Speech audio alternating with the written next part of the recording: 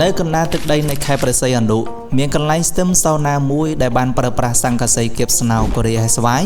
ប្រក់ជាដំបូលដែលមើលទៅម៉ូដស្រស់ស្អាតប្លែកបែបកូរ៉េរាងដំបូលប្រក់កាត់ទទឹងខាងមុខនិងខាងក្រោយ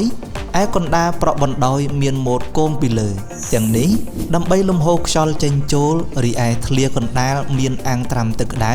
ទឹកត្រជាក់និងដំបូលបើកដើម្បីទទួលយកខ្យល់និងពន្លឺឲ្យបានគ្រប់គ្រាន់នៅចំកណ្ដាលនៃអគារមានលំនៅឋានផ្សេងៗព័ទ្ធជុំវិញដំបូលពណ៌ប្រផេះក្រមៅគ្រើមបានផុសលេចចេញនៅទម្រង់ដំបូលដែលប្លែកដាច់ពីគេរួមជាមួយនឹងរចនាបថបែបកូរ៉េនោះគឺ Sato Onsen Spa សម្រាប់ពុកម៉ែបងប្អូនដែលមានបំណងចង់មកលេងកម្សាន្តនៅទឹកដីខេត្តព្រះសីហនុត្រូវការកន្លែងសម្រាប់ស្ទឹមសោណា Massage Spa អាចមក Sato Onsen Spa នេះបានដែលមាន link នៅក្នុង caption ខាងលើសូមបញ្ជាក់ថា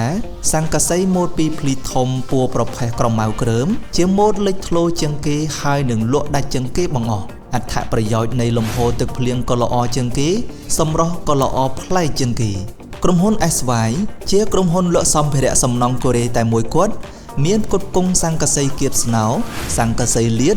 ដុំស្នោទ្វារបង្អួចនិងសម្ភារៈបង្គំផ្សេងៗជាច្រើនទៀតសូមអរគុណ